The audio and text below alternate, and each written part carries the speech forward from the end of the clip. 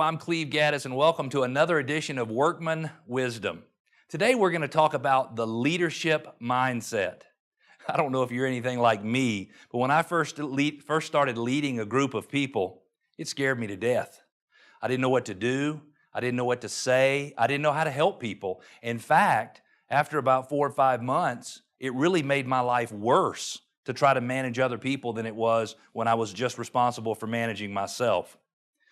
But early in my career, I had a boss, and his name was Rich, and he made everything different because I realized that leadership is actually something very, very simple if you keep some key terms in mind. The first thing that we want to remember is you always want to lead from the front.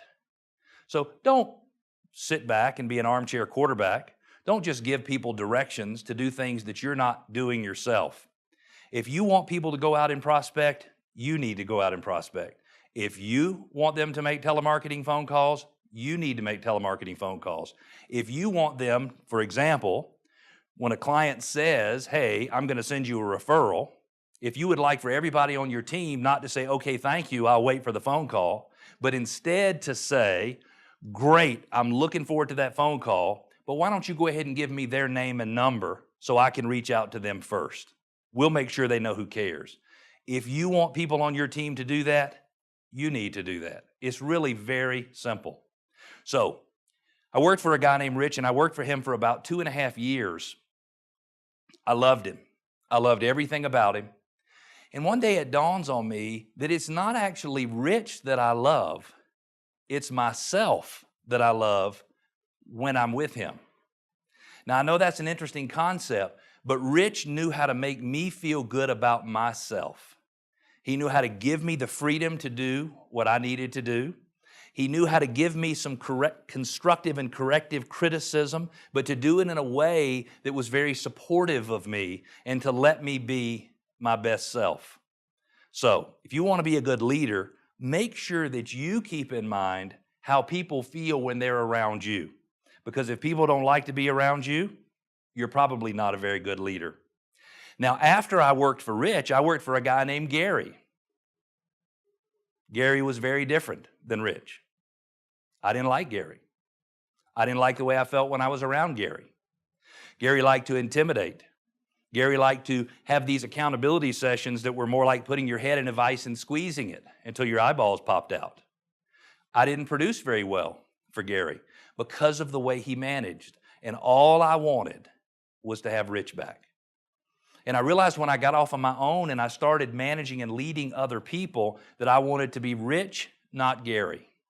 I wanted to be someone who made other people believe in themselves and feel good about themselves. Now, it doesn't mean that I wanted them to be able to goof off and not worry about producing results. But I wanted to remember that them working for me was a lot more about what they wanted out of the job than it was what I wanted out of the job. And that's a very difficult concept to remember. I talk to people all the time who say, hey, we're not getting the sales results and I'm very frustrated. And I almost want to say to them, who cares if you're frustrated? Talk to your people and see what they're frustrated about. Because if you're frustrated as the leader of the team because you're not generating enough sales, well, something else very, very important is happening on your team, and that is the team members aren't making any money. And if you put their need and their desire to make money before your need to produce sales, trust me, you will start to become a good leader. I travel all throughout the country and I see people preaching and teaching subjects that I hate to say it because it sounds just so negative and so judgmental, but they don't know anything about what they're talking about. They read it in a book somewhere, or they saw a video, or maybe they heard a boss say something in the past. If you want to really be a good leader, make sure you master what you're trying to teach someone else to do. In our office, we do script role playing every single week. Every single week. And probably one of the favorite things the team likes to do is they like for me to participate in the role playing, because I probably make as many mistakes as anybody else. But I'm willing to make the calls. I'm willing to to role play in front of the rest of the group. I'm willing to be human and show them that I'm vulnerable and I make mistakes. But the cool thing is even when I use those same scripts, the same ones that my team uses, I get results. Just like they will if they'll use the script. So if you're going to teach something, you need to make sure you master it first. As a team leader, you got to have empathy. Don't sit in judgment of people. Don't say, I asked you to do this and you didn't do this and now here's what's going to happen. Understand that whether or not somebody on your team is producing the way they want to produce or the way they think the plan is for them to produce, it affects them significantly. Now, there are some people that you'll have on your team over time and they don't care about whether or not they give you the results that you want and the results that they want. But that is not the rule. That is the exception. Most people, they want to do a good job. They want to deliver the results. They want to have success for themselves and for their family. So when you have to take corrective action and you have to hold someone accountable, remember you're doing that to another human being who probably wants to succeed every bit as much as you do. Now let's talk about accountability. I just mentioned it. It's very important to hold people accountable. I grew up in the direct sales business teaching people to sell vacuum cleaners. We had sprint nights every Wednesday night, sprint nights every Saturday night, where we collected sales results from everybody on the sales team. It'd be thousands of people. And the way we handled those is those who got the results, they got praised, and those who didn't, they got beat over the head. That's not the way you want to do it.